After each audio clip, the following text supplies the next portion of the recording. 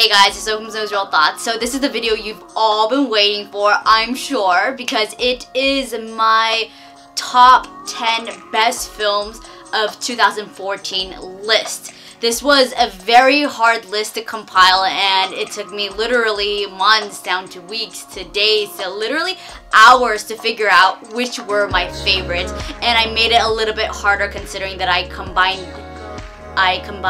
the international and US films together, and that was a lot of work. This has been a great year for film. I watched so many films this year that were absolutely like my mind is just mind-blowing, literally mind-blowing, and just so creative, so outstanding, great performances, and just outstanding cinema all together. What I am going to do, because this video would end up being so long, is I'm gonna list my top 10 films, and then I'm gonna just give you just one reason why I love this so much, and then I'm going to route you down to my website, www.soisrealthoughts.com, where I'll elaborate a little bit more on why these films made it all the way to the top 10. So we should just get started, or we'll be here for days.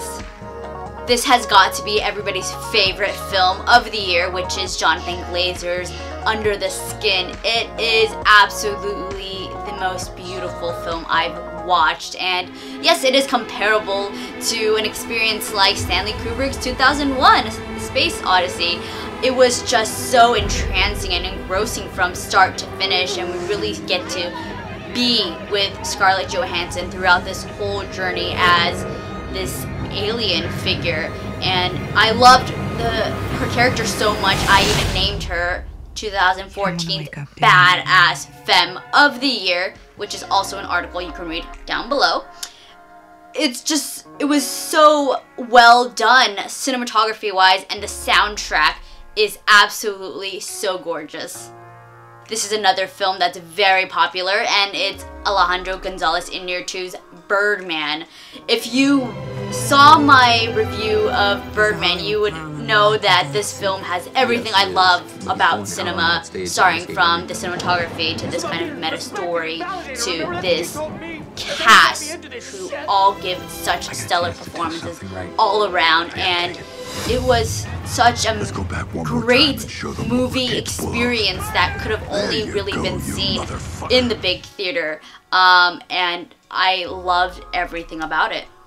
This is a foreign film that I added the very last second, and it's the Swedish film Force Majeure. I completely fell in love with this film. It has a similar premise as The Loneliest Planet, but it takes The Loneliest Planet's premise and really dissects it, delves in deep, and really tells you a story about trust, especially in a family setting. And it is absolutely so beautiful the way it's shot, and it's very, very funny. This is already nominated, not almost nominated, probably will be nominated for the best foreign film at the Oscars, and I hope it wins, and I hope you guys watch it because it's absolutely fantastic all around. This film is slowly becoming one of my favorite LA films, and it is Dan Gilroy's Nightcrawler starring Jake Gyllenhaal. He makes his transformation as Luke Bloom, who is looking for a job. Yeah, he's looking for a job, and he will do anything to get a job, and this is quite a success story that really inspires you in a way, in a very demented way, but it is so engrossing and thrilling, and you're just at the edge of your seat from start to finish as you see Jake Gyllenhaal kind of go through. Start filming. And it's actually shot on the streets of LA, which is so rare for an LA film because everything's shot in Canada and whatnot. So this is such a pleasure to actually see this kind of story take place, and it's so relatable in a way, but it's a great film. We Are the Best is another Swedish film that I absolutely adore. Swedish people are seriously killing it in the film scene. We Are the Best is about 3 13-year-old punk girls living in the 80s, not giving a fuck about what anybody else says, and having the time of their lives. And it's a really great film, especially just seeing these girls live day-to-day life. Just what Lucas Moodysson does so well is capture lives in such an unfiltered, natural state, and it's so beautiful the way he's able to do that. And it's really a gift because everything is so unfiltered, untainted, and these girls, it's life happening right before your eyes, and there's something so magical about that. And I had such a great time just watching this.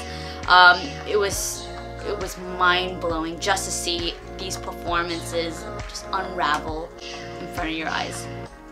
The only Hollywood film on this list is Ava DuVernay's Selma, which, as far as biopics go, this is probably the best biopic of the bunch because she really takes a very significant part of MLK's life and translates it to screen so well with a lot of emotion and such vision and power. It's really hard to kind of tell someone's life story in a way where you actually care about it at the end, but because she shrunk it down and told a very significant part about the civil rights movement, that it gave so much emphasis, and it was so relevant to our time post-Ferguson and everything else, kind of relating it back to how nothing really has changed. We're still in the same dire situation that we've been in since the 60s, since forever, and kind of dealing with the same racism and same battles that we face every day. And she gave such much more emotional weight to certain characters and really got in there and made us relate. And this was one of the most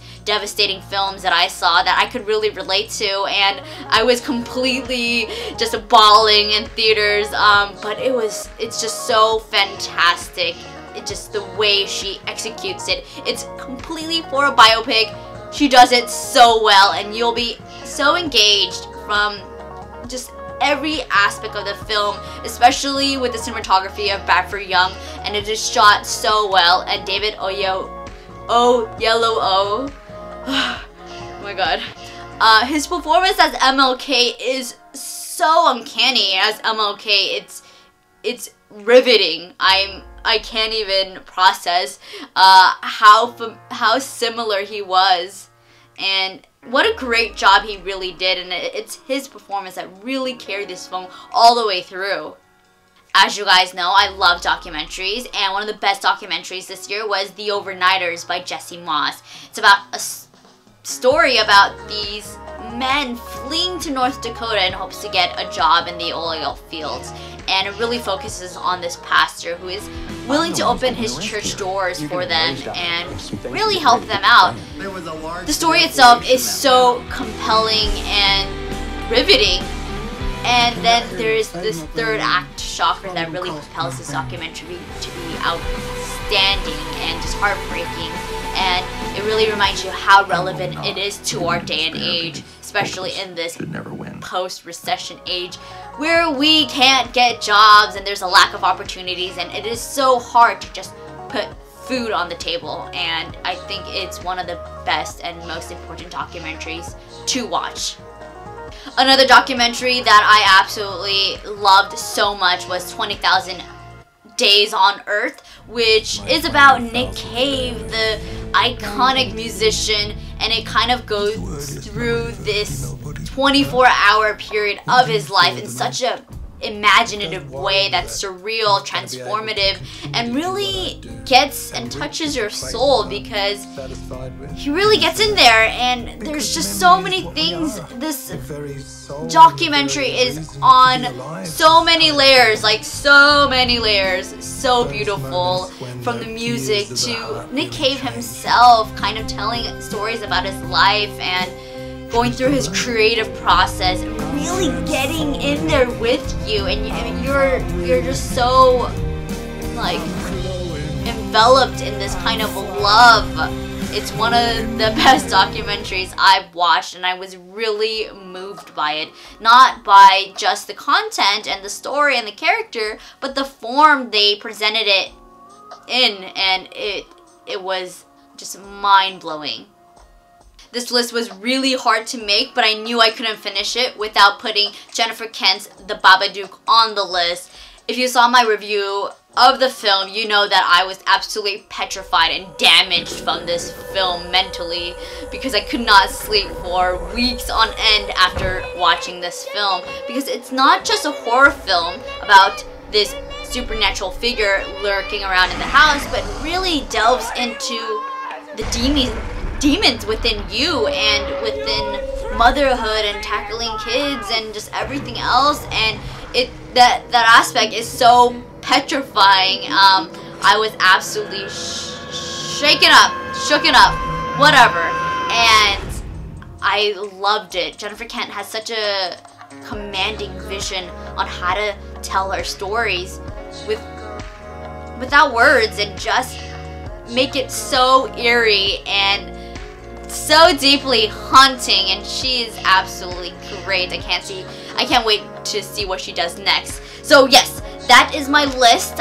Check out my website, www.sosrealthoughts.com, because I put a whole list down of the best films of 2014, also including the top 10, but all the other films that were seriously contending so hard for the top 10 spots. And 2015 is going to be kind of crazy. I might not do as much film reviews because I'm trying to do more projects, but hopefully I'll be able to blog a little bit more, actually writing instead of doing reviews. So check out and wait for that.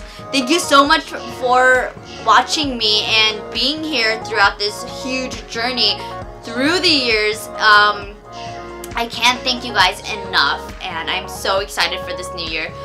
There's going to be tons of projects, tons of new films coming out, and I hope that we can talk about this, converse, and just have a grand old good time. I love you guys so much, and I'm going to stop talking now. Thank you, and I will see you guys later. Bye.